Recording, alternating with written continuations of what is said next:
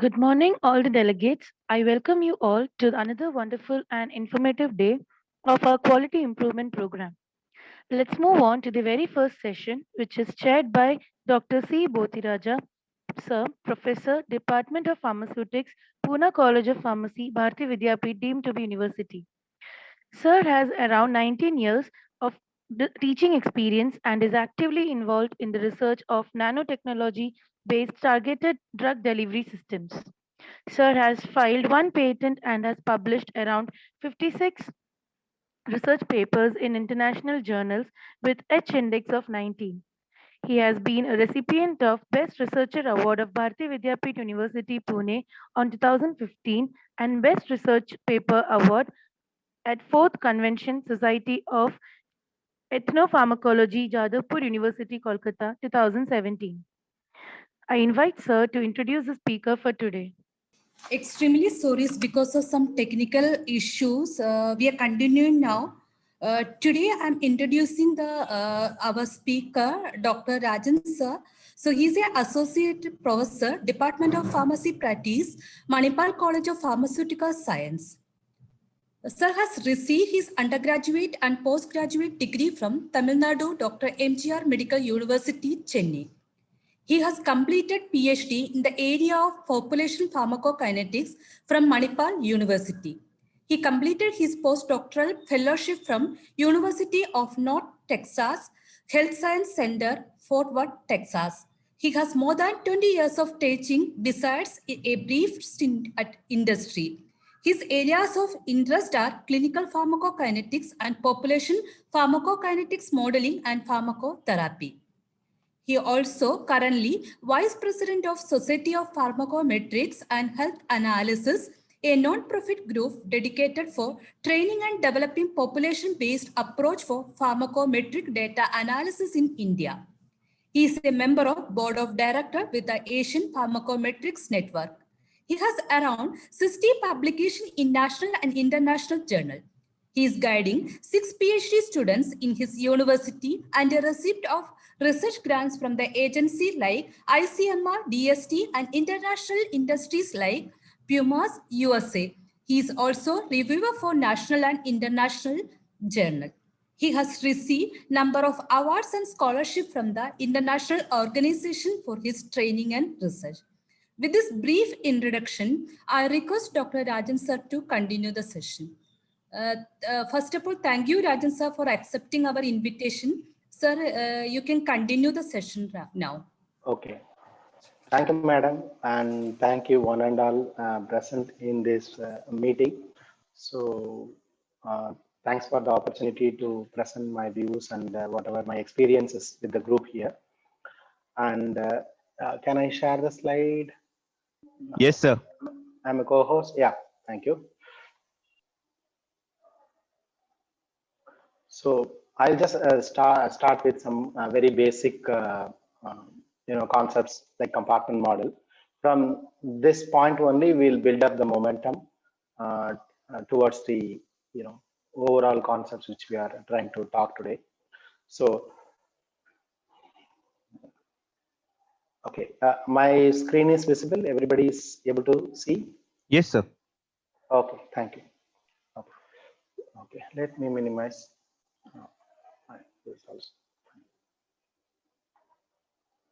Okay, so overall plan I'll tell for today, that is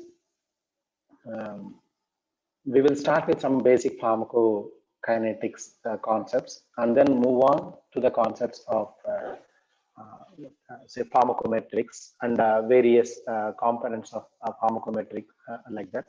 We'll go on, and from there I will show the applications, how it is being used and all I will explain.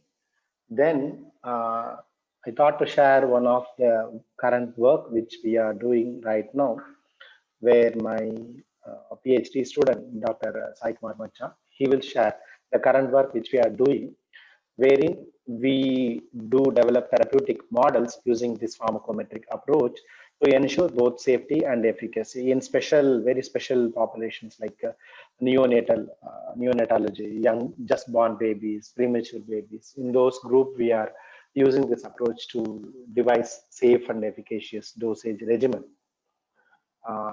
We are using specific tools to do that. All that will be shared my student.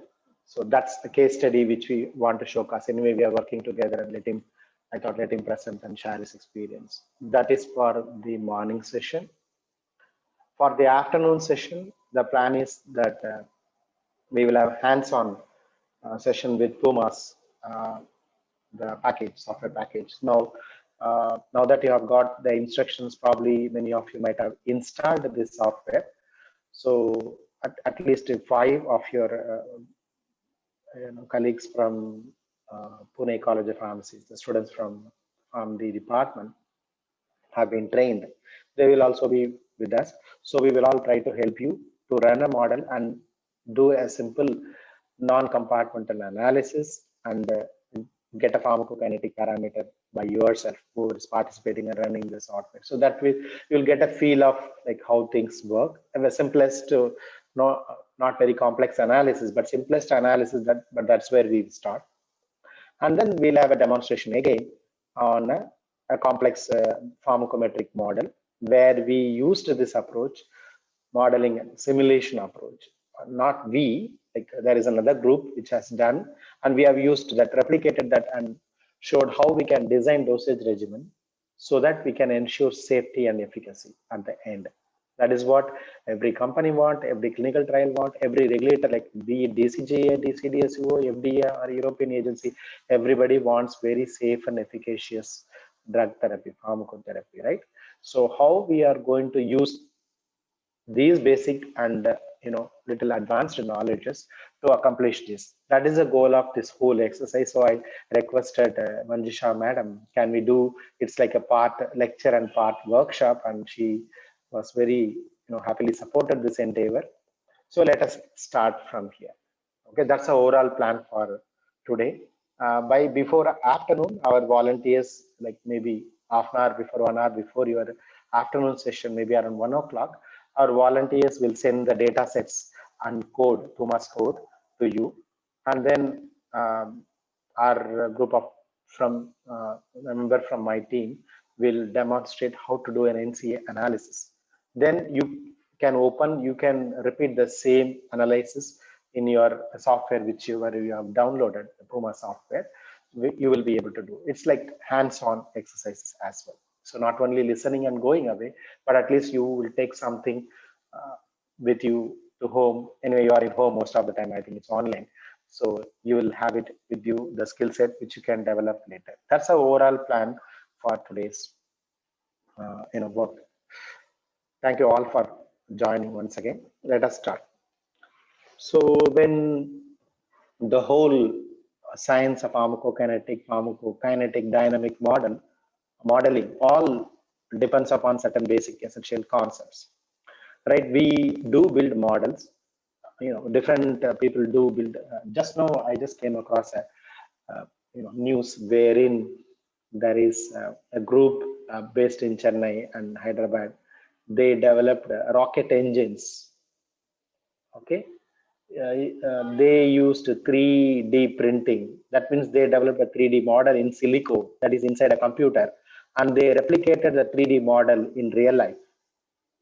That means they, 3D is, those who are not familiar with 3D printing, please go and read a little bit. That means you can basically replicate whatever inside a computer in real life, 3-dimensionally.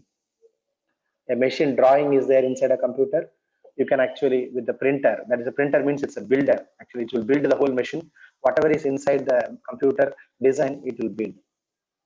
So whatever the model is inside, it is replicated in real life. And it's not only printing in real life. Instead of 2D printing, it is 3D. Whole machine is printed, engine, and that engine is working actually successfully. That means instead of taking 4 months to build a real rocket engines, this group has built the whole rocket engine in 4 days. They can build it. That means, you see the level of advances now.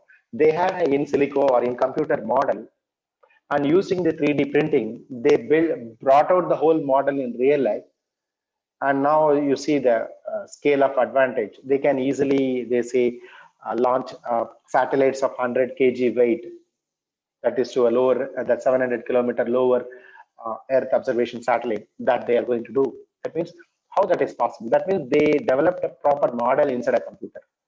And when you replicate the model, it is working. That means you should have a prediction of whatever you have built a model on. You should have a basically clear idea of what you want to do.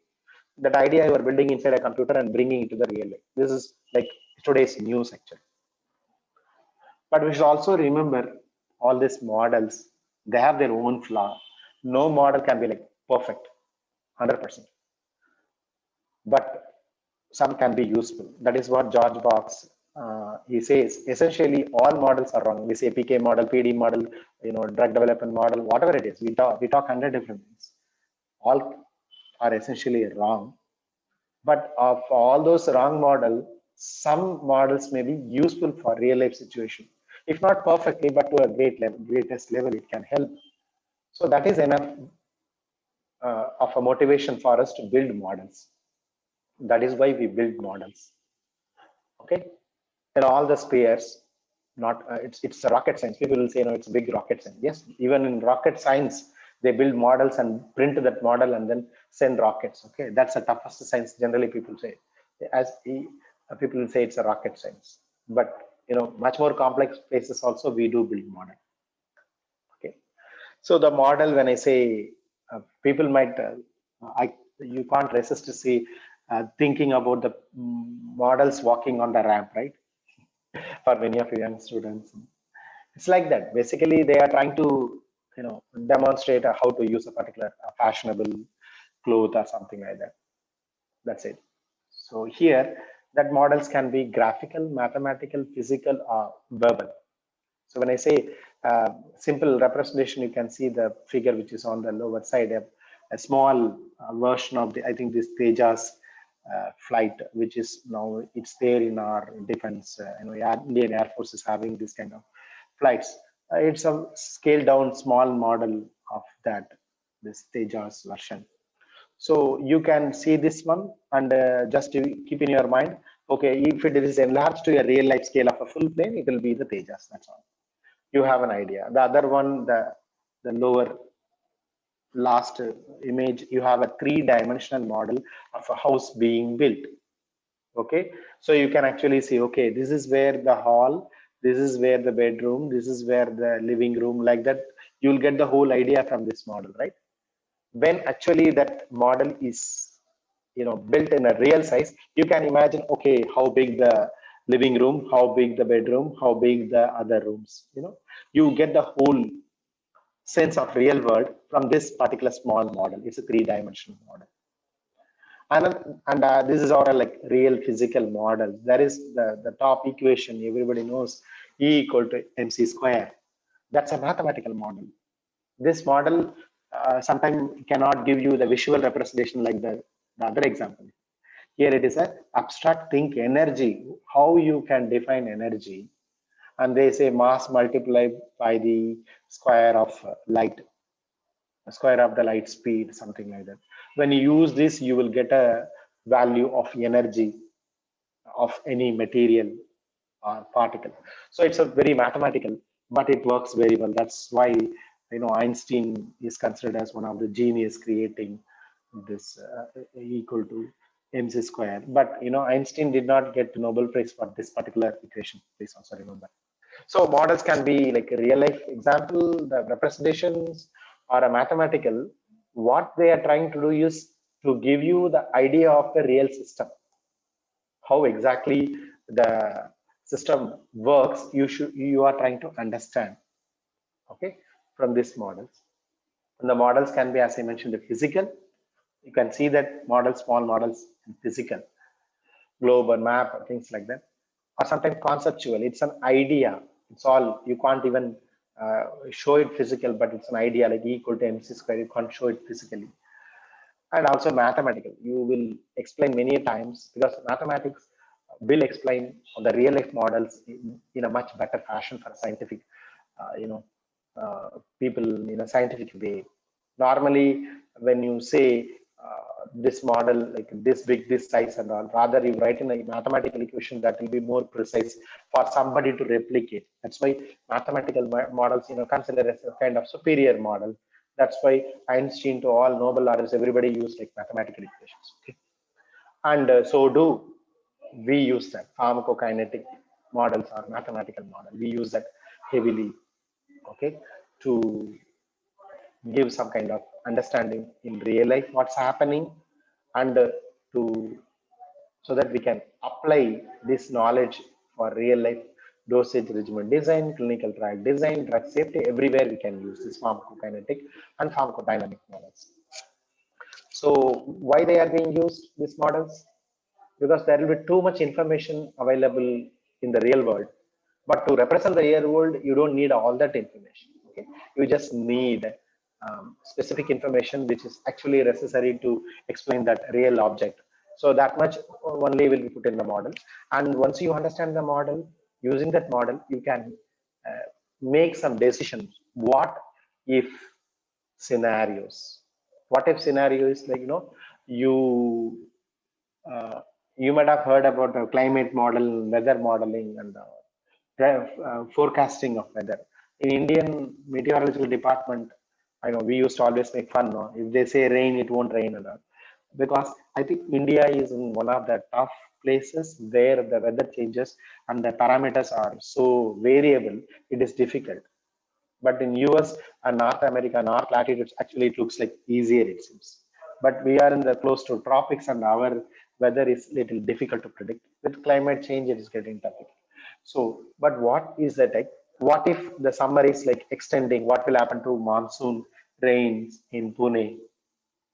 We can ask a question, but we can predict. Imagine this summer is little more warm and polar ice are melting. If that is the case, you can ask this Indian meteorological department. They will actually predict, okay, because of that, how much of rain, more rain is going to come into Pune or less rain is coming to these places. We can actually predict if you understand the model in a better way. Imagine if you can understand what is going to happen in the future, basically you can actually control that event also. If something worse is going to happen, you can prepare yourself and mitigate and change that event itself if possible, right? So that's why these models are important, to understand, predict what happens in the future, so to control the events whatever is there in our control, and then so that you can actually control the events. So this is what every man's dream and wish, right?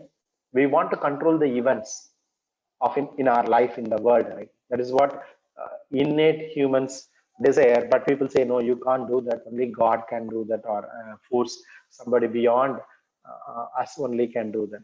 But our dream is always to control the events, right? So here, from all this broad perspective, we will narrow down to now our subject. We are pharmacy college, so we are worried about pharmacist, pharmacy, pharmacotherapy, and those events. We want to control the events in our drug therapy, and very narrowly, not much into drug discovery, I would say. Now we are talking about the drug use in the in with the overall goal of safety. Okay, that is what the theme of this particular symposia, this particular workshop. Okay, so we'll go narrow down further. So when these models are there, I showed you can understand the past, you can understand what's happening now, and you can predict for the future. Oh, that looks very wonderful proposition, right? So you can understand past, present, and then you can predict future. That is what everybody wants. What will happen 1 year from now? So we don't go that far and that future. I'd say, I have given a tablet now. In 1 hour from now, what will happen to my patient? Okay, that will be the question. Whether he'll be all right. If everybody knows the answer, very interesting question I'll throw now. A lot of people are not taking vaccines now. If you have a prediction model, like after taking vaccine in 1 week, you will be perfectly all right. In 1 month, you will get all immunity and there is no adverse effect. That is what the answer we all want. That's why people are scary, hesitant, and all. Right? If you know, everybody knows, like based on your some parameter, I can predict. Okay, you'll be all right. You will not have any adverse reaction, and you will be safe. That's the answer everybody wants. If I'm able to give the answer, I think you see that whole vaccination program will be success. People have a lot of doubts about that program. So, That's why it is going slow. We don't have answers. People don't have answers for this. If we can have such answers, it will be better so that we can take decision, go, no go decision. Shall I take vaccine or not? Even though some amount of safety information is available, still the hesitation is there. No, as the more information is available as of date, at least I think 4 million people are vaccinated. Now it gives little more confidence, right, for everybody. Now that should clear a mind. Or imagine if more reports are coming. So anyway, it's all finally the drug control authority will keep giving all that information. Based on that, we take decisions, right? So that's how these models mathematically can give you some kind of sense in taking decisions. Okay, so now we'll narrow down to from broad other aspects of model, come to pharmacokinetics. We know that we are talking about ADME process, absorption, distribution, metabolism, and excretion. This is the fundamental processes we have to understand. From pharmacokinetics, pharmacist point of view, if we understand this process thoroughly, then I can say if I give a tablet, if I give an injection for a particular drug, what will happen? If I understand the whole process, I can clearly say, okay, take this drug in 1 hour, your pain will be subsiding, or in 12 hours, your blood pressure will be dropping, or in 1 week, your infection will be cured, or in 1 year, your diabetes is controlled, or in 2 years, 3 years, your cancer is cured or controlled. Those kind of, and then pharmacodynamics understanding. If it is there, definitely we can have a better control in terms of safety and efficacy. Okay. But this pharmacokinetics was not able to do much greater job in the past. In the past means I'm not talking like 18th century. I'm talking about just 1980s and 90s. So other than giving a little bit broad understanding, the pharmacokinetic models were not doing great job beyond just giving that initial, little overview about the drug dose. Now, with the advent of this high power computational capability, I'll talk about that. What is it? You have very high power computational capability.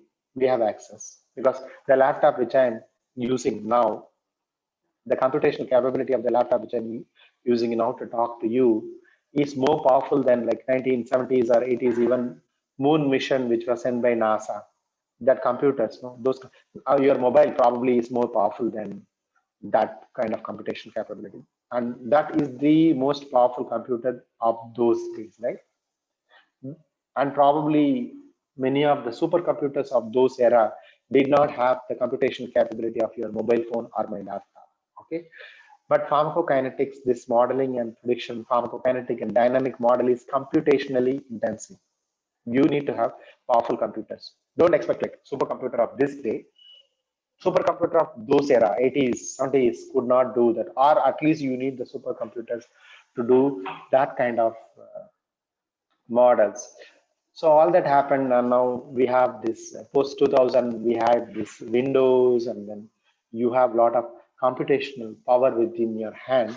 So a lot of science has moved this PKPD and this PKPD, this modeling and simulation, as increasingly being used in the drug development as well as in the clinical research as well as in the practice. That is where we are going now. So all of this is possible just because of the extraordinary growth of the computational capacity we have now. Okay, you might wonder what computational capacity I'm talking. So your computers are powerful. I'm talking that your computers are super powerful than the moon computer, the whole program computer which was used in 80s or 70s. That much powerful computer. Many of the times you might have used your computer.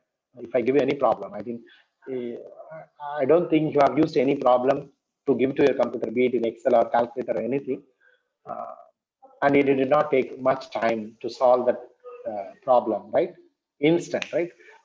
Most of you might not have seen your computer struggling to solve the problem.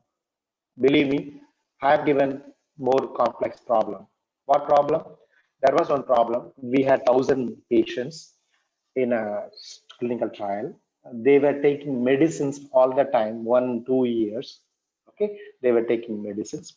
The medicine is some kind of anti-HIV prophylaxis drug, something they have taken for the 2 years.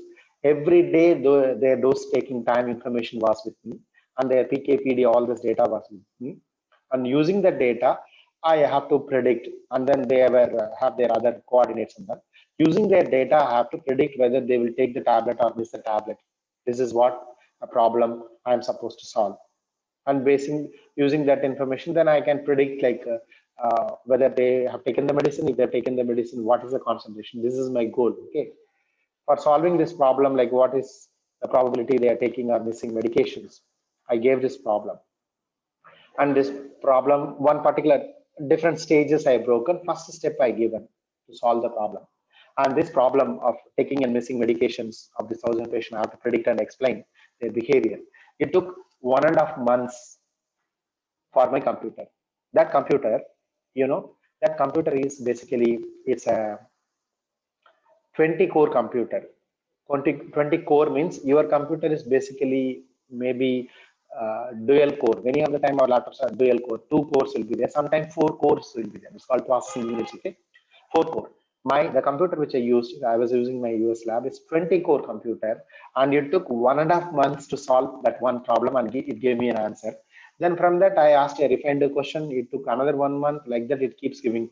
I simplified the model, and it took 8 months for me to solve that one problem of identifying what is the probability of a person missing or taking that tablets.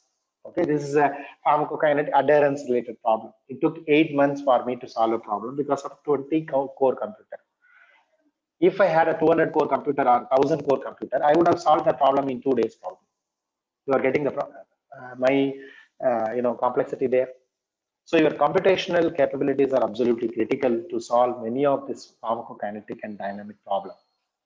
And if you have 1,000 patient data, kinetics and dynamics, and then you want to try a complex model, you want to see what is the relation between the drug concentrations and responses, and you need to have such a level of computational capabilities.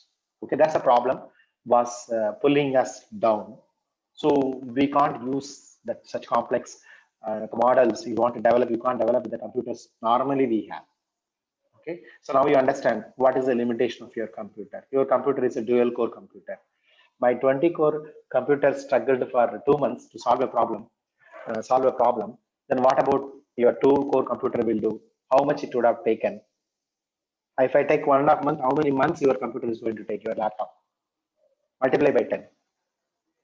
Okay, basically it may take even 1 year to solve that problem if I give that problem to your laptop. So that means you understand now. It's the PKPD models, this we are talking, and the clinical trial simulations are very complex business of modeling and simulation. And we need extremely good computational capability.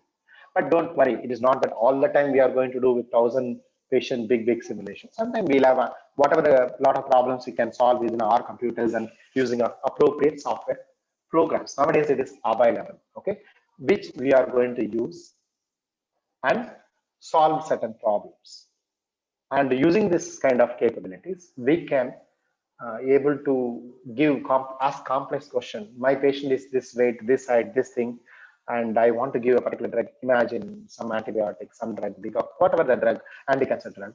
If there is already models are available, I can use that model using this computational. I can predict what should be the first dose, what should be the second dose. If the next day, if you measure the drug level, I can measure it and also predict what should be the next set of doses I should give. Okay, that way, and then I can control both the doses and the outcome. Based on the outcome, I can also fine-tune my doses so that I can give very safe and efficacious dosage regimen for my patients, be it oncology patient or a pediatric, neonatology, whatever the complex situation, we can do that. Okay, it all starts with basic pharmacokinetics only. Nothing is like you might have studied in let it be Pharm M, Pharm D, whatever the course you have done. Still, you might have done, all of you have done a little bit of pharmacokinetics. From there only it all starts, but we build more complexity over the top of the basic foundation. That's why I thought, let me touch the basic foundation bit of it, and I'll show where it goes and how we are applying it. Okay, that's the goal, and little bit of hands-on so that you will have an interest. If somebody is interested to pursue, then we can think how we can take it further. That's the goal of my today's talk. So ADME process, it explains, you all know that absorption, distribution, elimination process, and we use some mathematical equations to understand this process. And what happens? These mathematical equations only we are putting into the computer softwares and then building into a full-fledged model data. So broadly, this pharmacokinetic model, you can classify them into non-compartment model. It is very widely used in our Indian industry. Anybody want to see what our Indian industry does? At least in the drug, at least we are a generic market and we have to use sort of non-compartment model for generic drug development. They use a lot of it. Physiology-based PK modeling in preclinical, clinical drug development phase, we'll use this model. And this compartment model, we'll use again in the phase 1 to phase 4 and actual clinical practice in all these places we can use. For doing all this kind of model, we have had tools available nowadays, okay?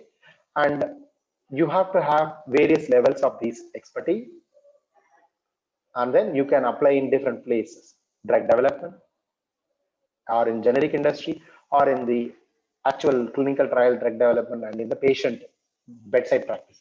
In all of these places, you can use this one or other of this particular model, pharmacokinetic models. I'm not even talking about pharmacodynamic model. That's a second piece. If you look at a coin, imagine if PK is one side, pharmacokinetic model is one side, the other side will be the pharmacodynamic model.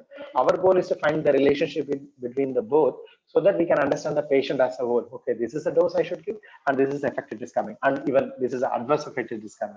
So PK and PD, we will now for a to start with, we are learning PK, but that's how PK and PD together will go so that you will understand the whole process of therapy and fine-tuning and controlling all this.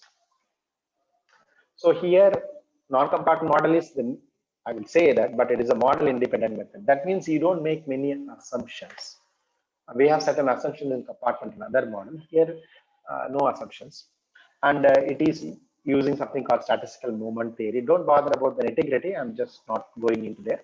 So some kind of statistical movement theory will be used, and only thing we need is like you collect blood samples. Hypothetically, it may look like that the dots, right? The circles, black circles. Okay? That is a concentration profile will look like. Once you have this kind of profile, you can calculate multiple parameters. Okay, Cmax and Tmax you can clearly see. Cmax is, that is where the concentration is higher. Tmax at what time it was higher, because these things will tell how your formulation is working. The Cmax and Tmax will tell how your tablet is working. Is it releasing in the right way? Is it slow? Or what is the drug's bioavailability? Whether it is absorbing in the right way?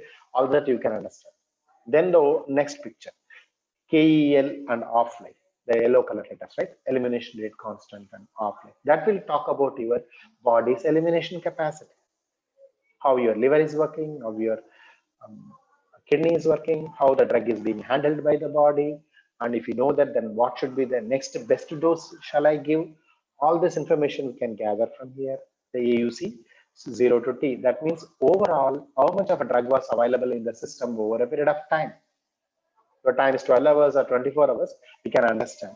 If you give a tablet A versus tablet B versus tablet C, if there is difference in AUC, then you can understand, okay, because number of drugs, many times antibiotics, they work on the principle of AUC by MIC, okay? So this ratio, and you should always give a therapy in such a way that better AUC ratios are maintained. So that is also being a formula, you be a formulation designer or be a therapy planner or clinical pharmacist, all of you have to understand these principles of AUC. So what we will do in the today's, well, I'll talk in the next small breakouts after this session, but you have to understand these are the very key few terminologies we should understand to use it in multiple places. Okay, we'll do that. This is what we are going to do in the afternoon. You are going to find out all this value by yourself, whether you know kinetics or not. Today you are going to do in the afternoon. Okay. So how they are useful, this non-compartmental models in phase 1 studies many times. Phase 1 studies, where drug is being developed, because we want to make sure the safety in humans first time it's being given. This phase 1 studies will give us a picture about this non-compartment parameter, and that is a foundation for the right kind of doses we can use in phase 2, 3, and your real life actual patients. It's drug safety basically is an integral part of this NCA analysis. and you can design the clinical dose and what is the final marketed dose. And this exposure is related to safety also. Too much of exposure is unsafe, too less exposure is not effective, right? So you will know all this kind of information from this non-compartmental analysis. Okay, that's very brief about this. Then physiology-based PK model. Okay, so here what we do is we actually model the whatever is happening inside the body, like this, inside a using a mathematical model. See what these boxes are there, no? It is a reference. You can say this is a boxes, right? So many 13, 14 boxes with some equations.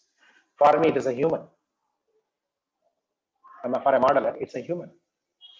We can give a drug in the intravenous blood, and that it goes at particular rate to the lung, QLU. When I say the first point you are looking at the QLU, that is the rate at which it reaches a lung.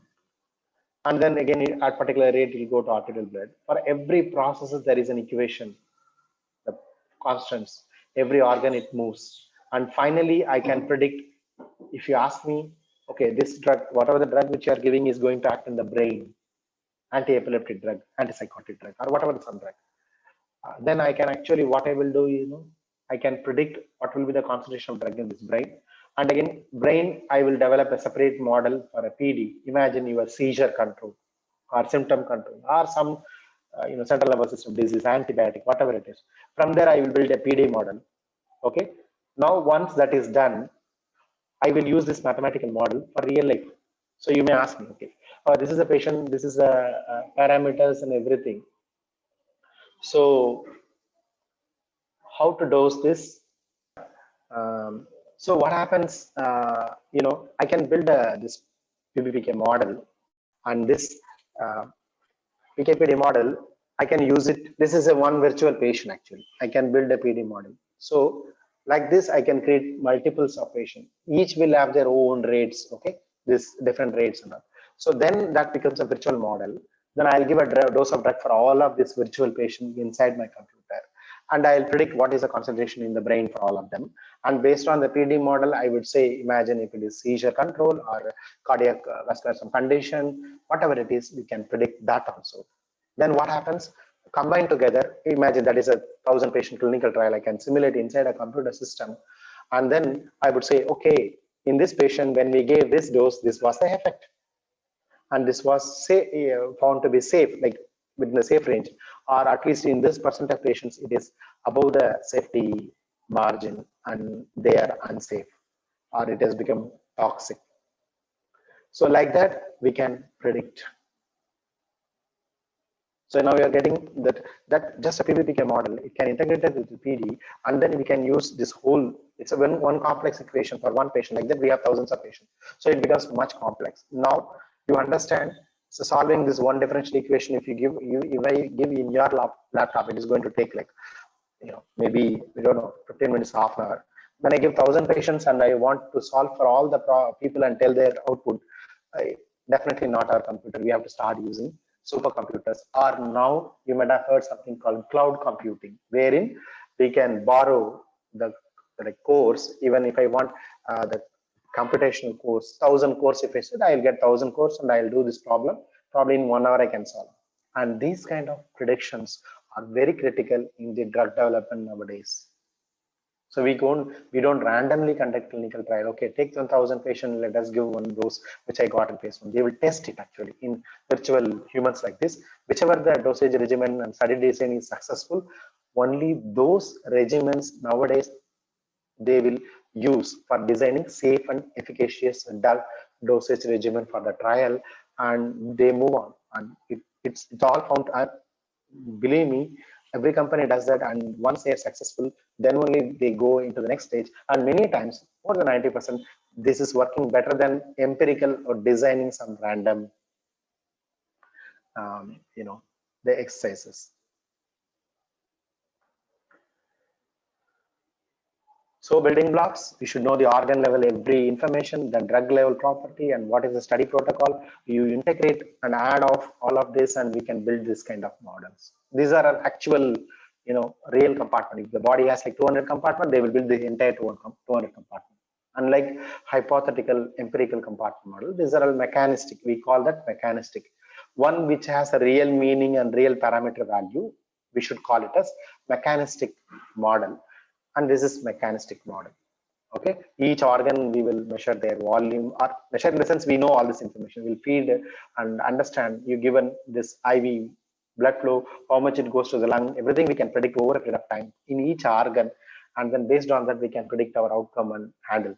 So this is how the safety is ensured by this kind of model. Okay, they are used in drug-drug interaction prediction. You have a drug as a substrate, drug is an enzyme inducer. All this can be predicted. And once you do this, you can do in animal, it's easy to. We will usually give whatever dose to the animal, each organ will take. There is no, restrictions like humans, right? We do a lot of preclinical studies, taking organ sample, everything. Once you have that animal model, validate that animal model, then what we can do now, we can translate to human very quickly using this PBPK approach. Once you have an animal model, just translate to humans, and then you can predict what will happen in humans biologically. And then you can predict the first in human dose, and then go to the human, collect the data, again build the PBPK model, and face to face everything you can predict. So that way this PBPK models are used. Both safety and efficacy is the main underlying theme. Okay, then in specific population scenario like hepatic renal impairment, special age group, I'm talking age group means small children, just born babies, premature babies, then infants, children, adolescent, elderly, and then every other special group, ethnic group. If you feel certain ethnic group, Caucasian, Chinese, Africans, Indians, they have some difference in kinetics. If you know that genetic changes are responsible, we can include in the model and predict how is different from one group to another group. And in special cases like pregnancy, and our industry's favorite thing is if you change the formulation, what will happen to the kinetics?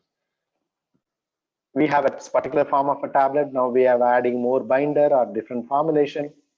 Now it will affect the kinetics, and the whole kinetics will change, right? Absorption, everything will change. So that can be predicted without testing in humans. In the preclinical, this PBPK model will be able to predict. So what will happen in humans if you change the formulations tablet, all that you can predict. That is what companies like now, a lot of Indian industries will use this PBPK models. Okay, so these are the kind of applications of PBPK model. Then next set of other approach is this compartment model, the standard approach, the traditionally used. We will not actually put like this 20 compartment like PBPK model, just empirically 1 or 2 compartments, or 3 compartments. We don't put like too many compartments.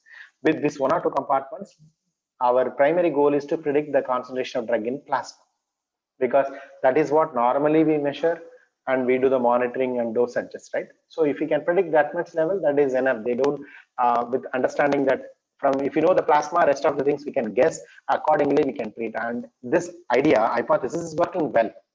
So that's why this compartment model, you might have seen through this IV bolus, 1 compartment, 2 compartment, all of this, right?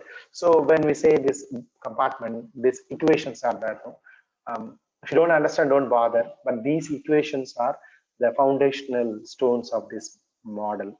And in these equations, you just feed in the right values. It will be able to tell what is going to be the concentrations. Okay. Or if you give the concentrations, it will tell this, what is this D, what is this V, all these parameters can be calculated. That is what we do in the trials. You collect the blood sample data, concentration data, and then you identify the parameter. Once you know the parameter, for all future purposes, we can use these parameters for the predictions. Okay, that's why these parameters are the fundamental for your basic PK calculation, PK/PD, and then even the whole clinical trial simulations. Okay, you can take these fundamental equations and extrapolate so that you can run whole clinical trial inside your computer. So you might have seen this multiple compartment dosing and central and peripheral compartment, and here they mentioned as this effect site. That is one factor. Other factor is time is there, because the concentration Immediately after the dose, concentration 10 hours or 12 hours after the dose is different. Why? Because you know the time is independent. As the time moves, your body is changing your concentration in the body by eliminating. Basically body, lung, heart, liver, everything takes care of the function, slowly reduced. So that kind of elimination is handled by this function of time. We will say in relation to time, set particular concentration of drug is going out. We'll call it as elimination rate constant in relation to time. And once we know this, that is what the key. Once you know the plasma concentration after giving a particular dose, then you will know, okay, how much drug over a period of time, what is the effect, because we know from the concentration, we can predict the effect using a PKPD model. We can predict what is the effect over a period of time, whether I should give the next dose, whether it is safe, unsafe dose, everything we can, with just one equation, this equation, no? With this fundamental equation, for many drugs, we can predict the whole story. What will happen 1 month later if they miss medication? What will happen? Whether this patient after normally there is a particular cutoff for. If you take the medicines regularly for a period of 1 year, your diabetic complications will be reduced. That's the outcome. So that we can predict from this kinetics and patient behavior together. We can tell, okay, the drug is working well and the outcome is there. Pharmacodynamic outcome is there. So that's a part of your prediction. And so 1 year from now, if the patient is taking medication in this pattern, the patient's diabetes will be this better. And now people have become more intelligent. So if your diabetes is improving, getting worsened, based on this, they know the cost of the treatment. They say, like, if you take this medicine, this drug, this, like, for 1 year later, you might have saved this much money. That also they are predicting. That is merging the pharmacoeconomic model into pharmacometrics. That is also happening. That's where it is happening. Again, if it is unsafe therapy, it is, so toxicity is there. Okay, then what it will cost, again, adverse effect, and you will get some organ damage or unsafe, then again the cost is increasing. All that can be predicted using a basic PKPD model. So that is where they are going now. So a lot of advantages. So if you have all this information, initial assumption, initial data, you can use it in the drug development program in the actual patients. Normally, the kinetic study in healthy volunteer, we know, but using this compartment model and the previous information, you can use that and start using in the development program. And there, we can't actually in the phase 2, 3, 4, and real patients therapy, we can't use that conventional, non-compartment analysis or typical analysis. We have to use something called population pharmacokinetics.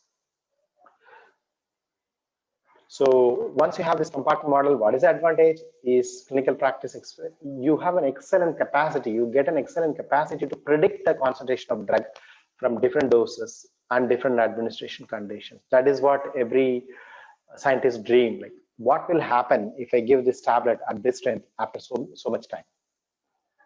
Okay, so once we have that kind of capability, our judgment will become better. Let it be therapy, be it safe and efficacious drug, we can do that absolutely using this kind of modeling approach. So you will come across this kind of terminology. It's like a word cloud.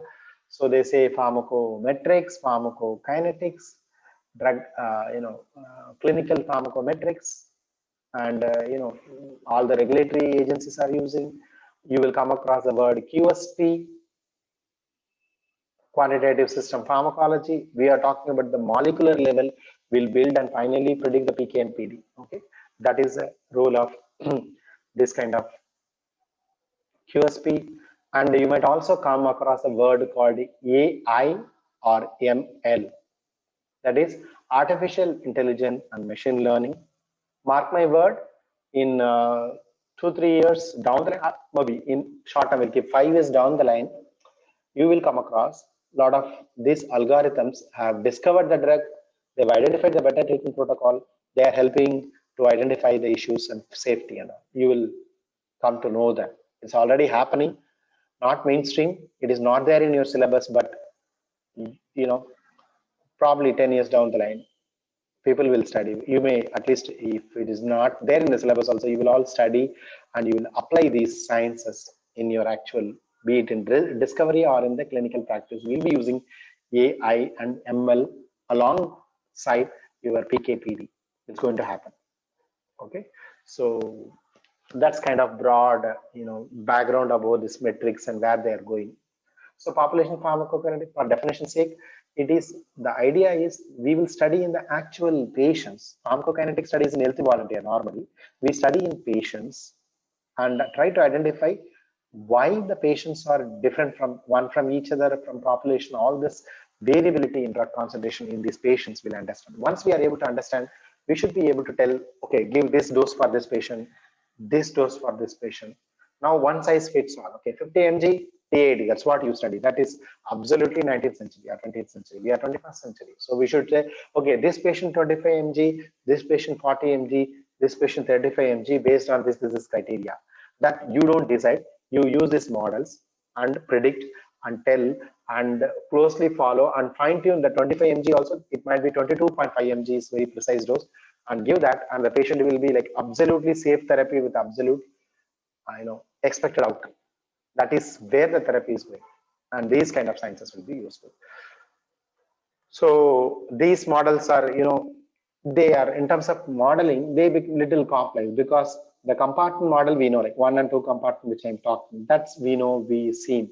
But apart from that, there are two other things called statistical model and covariate model in this kind of population PK approach.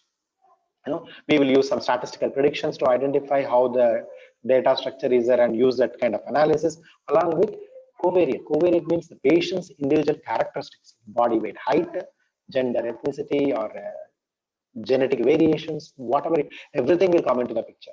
Currently, like, we will try to avoid all those and give the first straight away the dose, this 50 mg for every patient. Sometimes, okay, in renal failure, we will reduce the dose, otherwise everybody. But what if male and female? What if adult and children doses? What if ethnicity wise, hepatic failure? So all of this information will come into the picture. Smoker, non-smoker, we know theophylline, one example. Smoker, non-smoker have different kinetics. So all of this can be kind of included in your dosing recommendation.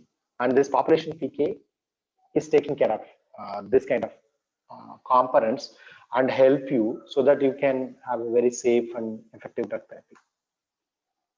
So classical approach is in the right side, one subject or maybe 10-12 volunteer, poke them regularly over a period of 24 hours, take multiple sample and do kinetics. Population PK, on the contrary, will take few sample from subject 2, 3, like that. Will take from multiple subjects, maybe hundreds of subjects, and finally build a model. And also explain how one subject is different from other subject. So population approach, individual PK parameters also can be known. Population level PK parameters also can be known. How much will one group is, one person is different from other, that also we know. By using all these things, we can design better and safe dosage regimen. That's how the science has moved. Okay. Now these studies are, as I said, incorporate more complex variability, everything into the picture, and so that they can give better dosage regimen in clinical trial, and that's a part of dossier. Okay, if you think I'm talking something about a very new science, no, you might have heard this. It's not a new science, it's a very old science now, at least 2 decades old. From 2000 to 2008, not this decade, previous decade, imagine 198 total reviews were there in that, for new drug approval from US FDA. In that, 126 were approved based on the pharmacometric components, that kind of population pharmacokinetic analysis data. And 55% they've approved the efficacy based on this pharmacometrics. In 43% of the approvals, the safety of the drug, whether it is safe or not, is that kind of decision is taken by this pharmacometric analysis. Okay, and 62% dosing decision, dosage regimen, that's what I'm talking from the beginning, dosage regimen design was based on pharmacometrics overall. Now you see that's previous decade, Currently, if you go and check, then there is no new paper come recently. But if it is a definitely instead of 64% in pharmacometric, now it is close to 90% maybe, because each and every drug approved in US FDA has pharmacometric population PK PD model component into it now. One or other way that analysis is there. Okay, that important it has become. So in terms of decision, that's what happened. So in short, PBPK is a mechanistic modeling framework. That means we are talking about the actual body compartments and then put the whole body picture and then do the model and predict at each organ level and then try to understand the efficacy. And this PBPK model will act like one virtual patient, and you can create thousands of such patients with variations and then run a trial and predict an outcome. So it's a mechanistic model. That means actual volumes and actual compartments are used so that we can really understand where the drug moves at what time, where it is present. Okay. NCA is simpler model, non-compartment analysis. Just have this data, repeat like frequent data, and once you have that, some parameters can be calculated, and that is used again in drug development or marketing or some initial information. And a lot of our Indian companies use this kind of analysis. Compartment model, that's a mathematical conventional framework, and that compartment model is a lot of mathematical, empirical mathematical model. It is simpler to do. With simpler data we can do, and the compartment model also a foundation for population PK model. And this population PK nowadays is useful in identifying the variability and very well accepted by US FDA, and it has become mainstream. It's part of mainstream. It's not there in India. It's US mainstream in US FDA. And once you have this kind of, be able to use this approach, you can absolutely design very safe and effective drug therapy dosage regimen. That is what at least in 60-70% of the cases in new drug development we have done. If you want to do in the clinics, we can repeat the whole metric study in our population and use these approaches, and you can, on the bedside to the patient, you can use this approach for very safe and effective dosage regimen decisions. So that's what I have it for now. And I would be happy to take questions, and we'll break it. And I would welcome after that, I welcome my colleague, Dr. Macha, to present his work, his part of what he can share his exercise, and then we can discuss around that also. Okay, that's what I'm thinking to do now. I would be happy to take questions, and it's important that you ask questions. Anybody, any questions? Everything is clear? Participants can unmute yourself and you can ask the questions to sir, or you can post the questions in the chat box. Chat box, yeah, I can answer that also. I think chat, some questions are there. No, I didn't see any questions. No, sir. Yeah, no question. So now either you submit your questions in the chat or ask the question, whichever way is better. I'd be happy to take.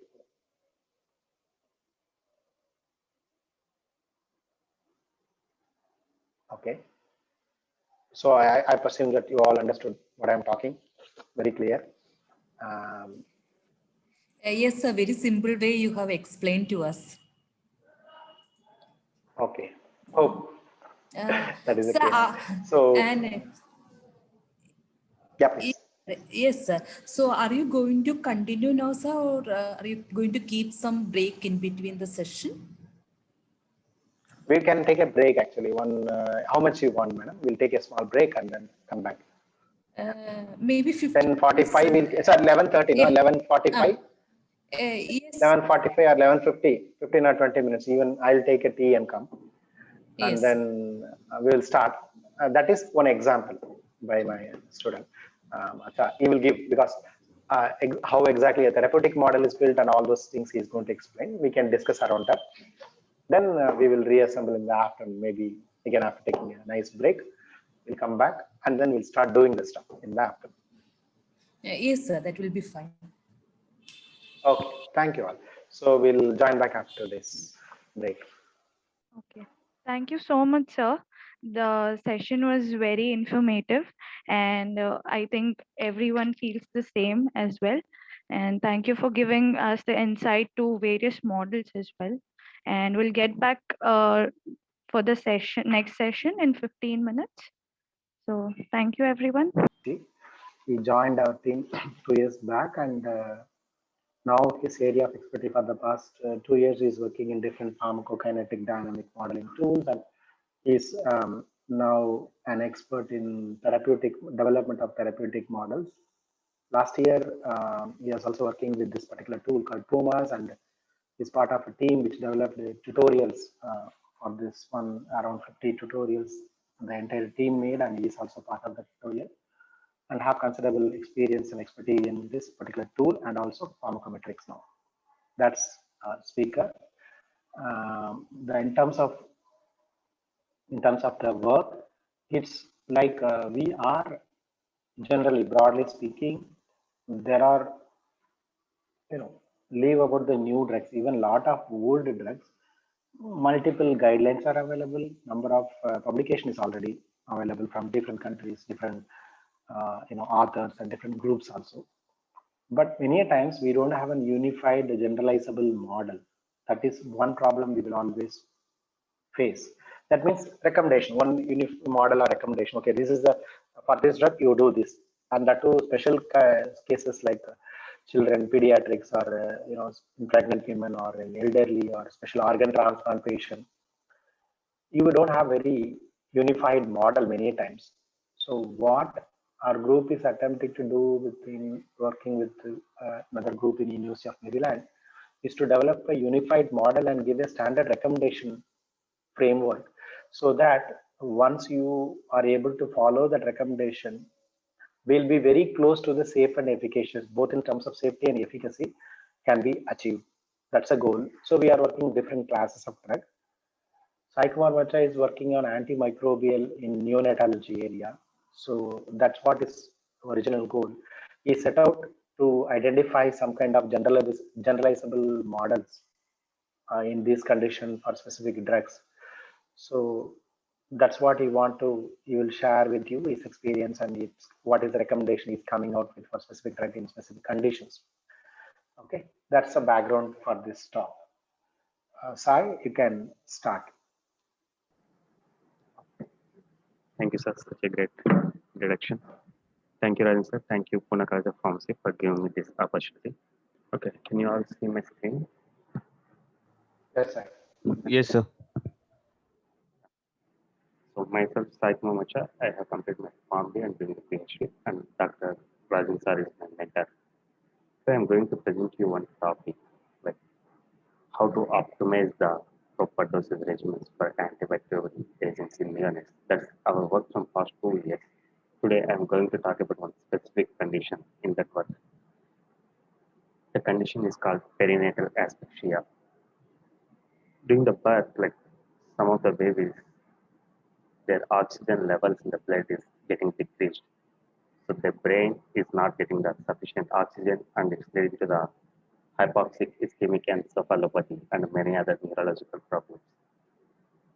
Overall, around 4 million neonates are getting affected by this condition per year, and almost 1 million mortal cases are reported.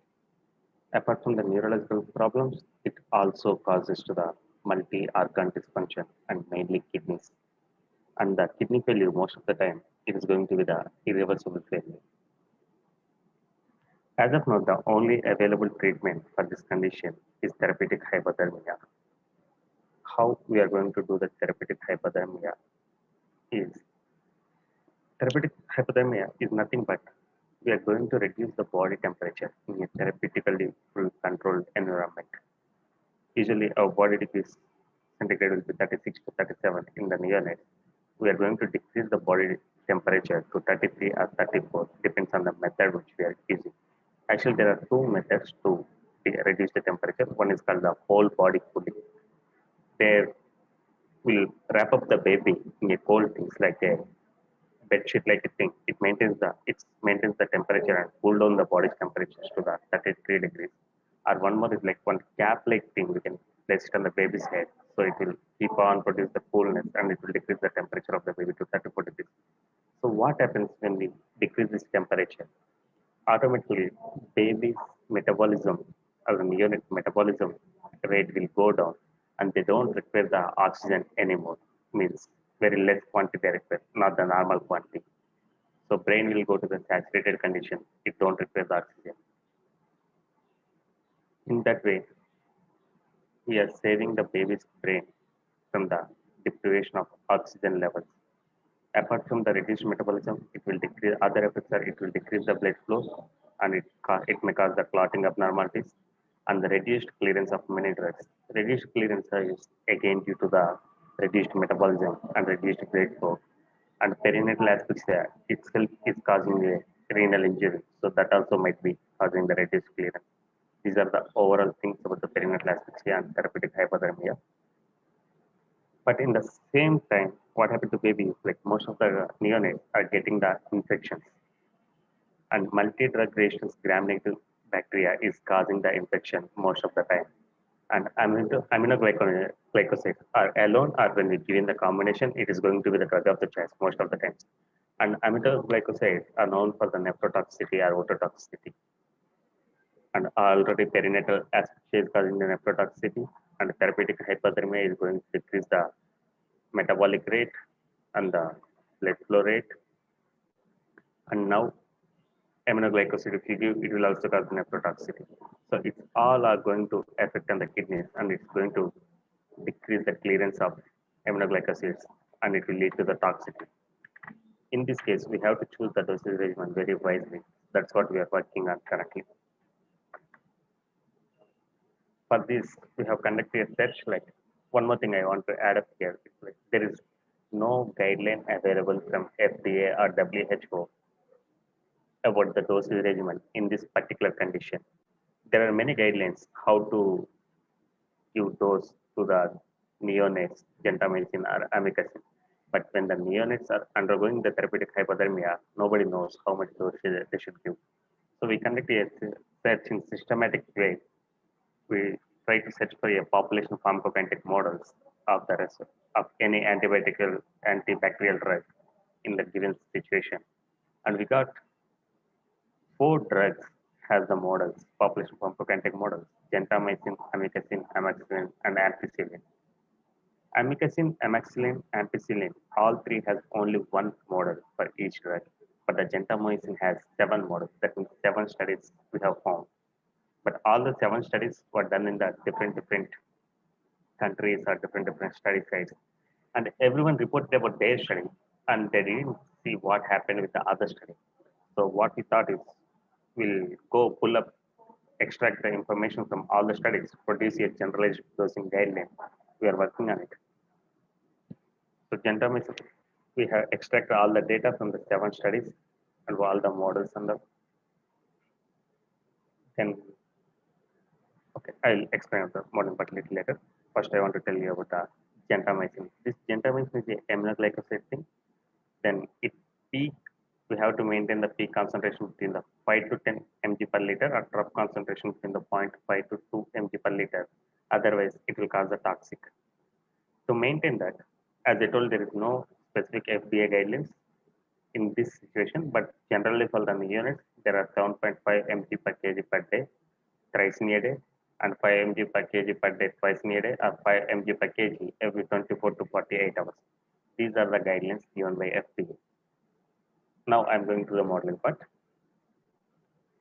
To maintain the peak and trough concentration in this level, I have searched for the models. For the gentamicin, finally we got around 7 models. Then we checked like whether any one model can account for remaining 6 models. When we are finding it, we have done the simulation. We have taken the mean demographic details like the mean age and the mean weight and the range of other covariates, the other studies. We tried to simulate the concentration for their studies using this reference model. If exactly or similarly matching the studies, then we conclude that okay, this model can explain the other study population. Like that, luckily we found one model name is like Primoyer model. The Primoyer model is able to explain all the other 6 study population pharmacokinetic profile. So we consider that model as a reference model. That's what I have written here, that CL and VD. In the primary model, but he told you during the therapeutic hypothermia, the volume of distribution is not affected much, but the clearance is affected by the body weight and the serum creatinine of the neonate. So we have used the body weight and serum creatinine as a covariates to check the pharmacokinetic profile of the body. Then we built a subject in the simulation using the Puma software. The subject body weight is 3.3 kgs and the serum creatinine 1 mg per dl, and the subject age is just 2 days. Then we try to simulate with the first FDA recommendation. It is 7.5 mg per kg per day and thrice in a day. When we simulated it, you can see we have to maintain the trough around 2 mg per liter and the peak around 10 mg per liter. But the peak started going above 10 and trough never came down below 5 after 1 day. So this is going to be the very, very toxic. So whatever the FDA advised for the neonates will not work for the neonates in this specific condition. Then one more guideline, which FDA suggested is 5 mg per kg per day in the Q12 hours. It is also not going to work. Maybe trough, it is not crossing the 10, but sorry, peak, it is not crossing the 10, but the trough we have to maintain between the 0.5 to 2 mg per liter, but the trough is always about 2.5 here. This is also causing the toxicity.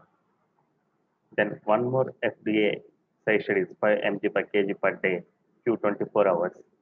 A trough is around 2, okay, but peak is crossing the 12. Our peak, we kept the limit as 10. We can go up to 12, but if it crosses the 12, it will cause the toxicity. So there is a high chance of risk. So we don't want to take this dosage regimen also. Then we started simulating the other dosage regimens. And we have simulated for 4 mg per kg per day, once in 24 hours. It's almost fine. Like peak is coming around 10 mg per liter and the trough is coming around 2 mg per liter. But the problem with this is peak is exactly 10. This is whatever we do at the end, it is just a simulation. When we go to the real patient scenario, we'll get some plus or minus 2 mg per liter concentration. In that case, if it is going to 12 mg per liter, baby is going to get the again toxic reaction. We don't want to take the risk. Then we simulate for the 5 mg per kg, Q36 hours, and again it is going to cross the 10. Trough is okay, peak is little above. Then finally came up with this dosage regimen, 4.85 mg per kg, Q36 hours. Here trough is below 2 and peak is near to 10. So we concluded this dosage regimen will work for the patient who weighs 3.3 kgs of body weight and serum creatinine is 1. And in this, next we are going to work on the different scenarios according to the body weight, how we are going to dose it. Then if the serum creatinine is ranging from 0.1 to 1.3, how we are going to handle it. If serum creatinine increases, we have to decrease the dose. Serum creatinine decreases, we have the freedom to little increase the dose. So we are going to produce a nomogram and we are working on an app. Next time, whenever the app will develop and we'll give it to the clinician. Next time, whenever patient comes, doctor just has to enter the patient's body weight and serum creatinine. App will tell him how much dose he can give and what is the concentration pharmacokinetic, what will be the trough and what will be the peak if we give that dose. The information is going to give to the clinician. It will be very much helpful for him instead of giving the dose and then checking what will happen. Before giving the dose only, he will know, okay, if I give this much dose, there is a high chance that trough and peak will fall in this range. This app will be very much helpful to decrease the toxicity and increase the efficacy of the drug. And one more thing, what we want to, gentamicin is a concentration dependent drug. The peak and the trough ratio should be around 5 to 10, then only it will work. So that means trough should be always less than 2 and peak should be very much near to 10, then only it will work, the concentration dependent drugs. In that way also, we are going to tell him what is going to happen to the trough concentration and what is going to happen to the peak concentration.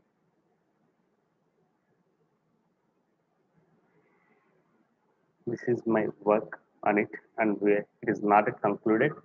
This is just for the one subject, and we are going to simulate for the different rates and different scenarios. And yeah, we'll come up with good result. Thank you. I'm happy to take any questions. Thank you, Sai.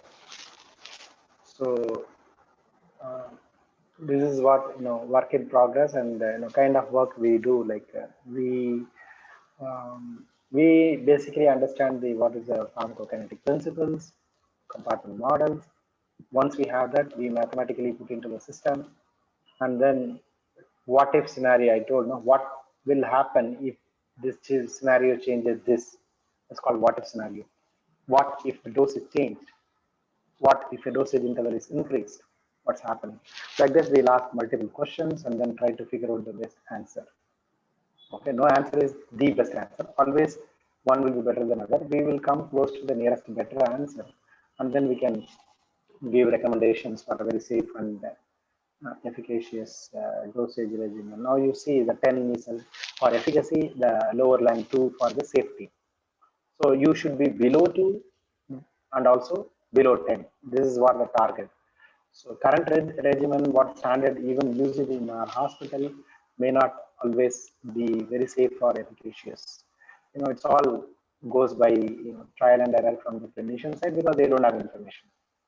Okay, so by using this pharmacometric simulation approach, our goal is to, this is one case scenario, I'm just telling you, like that we can do apply in multiple drug scenarios, multiple cases, multiple pharmacotherapy scenarios. Underlying principle is your PK, PD, and all those things, and apply that, build a model. These tools are very handy. We use population pharmacokinetic models. So we use those models into using these PUMAS-based tools and then simulate. At the end, we are able to come up with this kind of recommendation. Even if you are giving a recommendation, we can test in silico. Then what we can do is actually after giving this recommendation, we can measure after the end of infusion, immediately measure the concentration. Probably near the trough, we can measure the concentration and see what we recommended, what observed, that both are matching. If they are not matching, then we are very confident about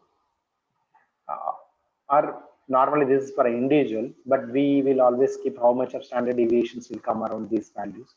That value also will keep a model in such a way that it never crosses the therapeutic thresholds, what miss the therapeutic threshold or goes above the toxic threshold. So both we can check, including the variability. That way we can ensure very safe and effective regimens contributing to patient safety overall.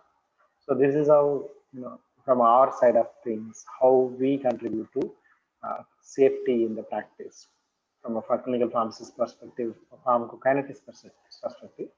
This is the way we can do, and this kind of therapeutic models can, this is a part of the study. Still, we have to validate in multiple type of subjects this one and give our recommendations so that any clinicians will be confidently accepting that. So this is where our team works and kind of work we do. Okay, so I think myself aside, we are open to questions again.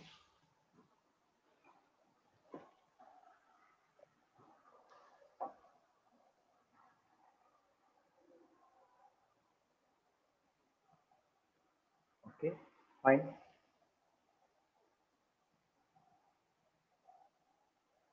Any questions, madam, on your side, team side, anybody?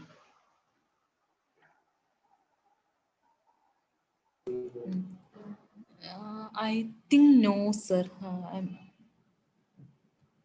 Okay. If anybody is interested, please, you can ask directly. You can interact with Rajan, sir. We unmuted everyone. So those who are interested, they can interact with the Rajan, sir. Or type a question in chat also. And the students, Both ways. also those who are attending the session, it's open for the students also. Yeah, absolutely. for everyone.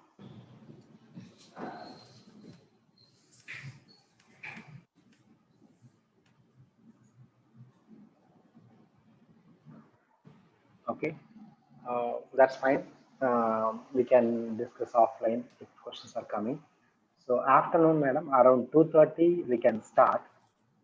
Okay, sir. So 2:30. are we going to And now? Yes, sir. So are we going to wind up the session for morning session now?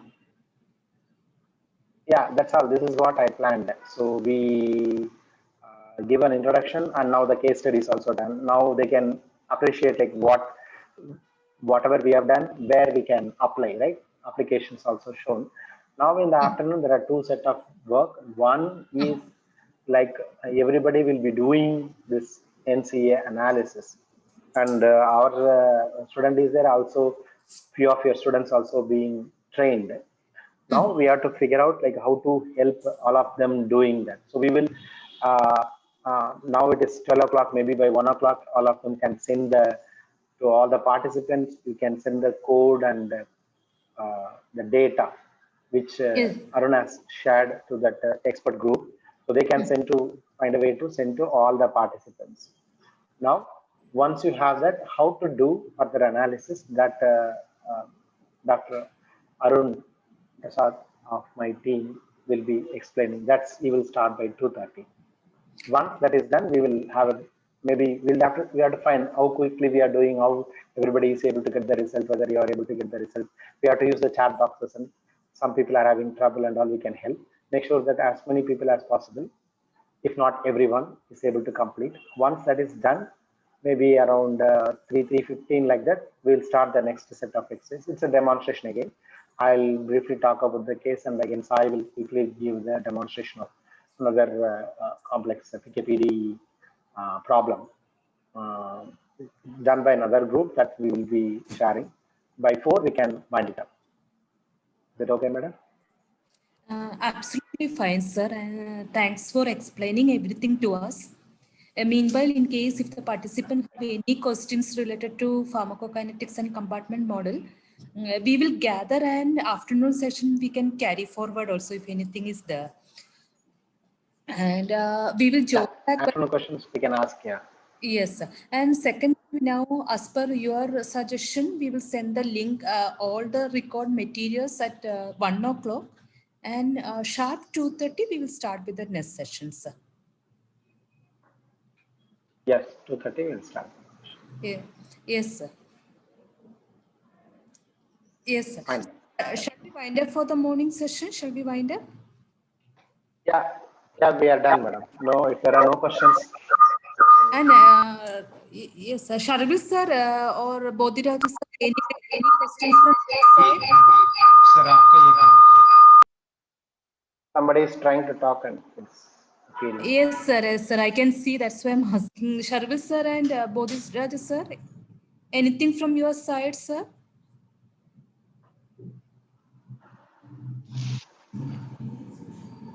Hello madam am I audible? Yes. You're audible, sir, but lot of echo, sir. Just Whether there are two devices.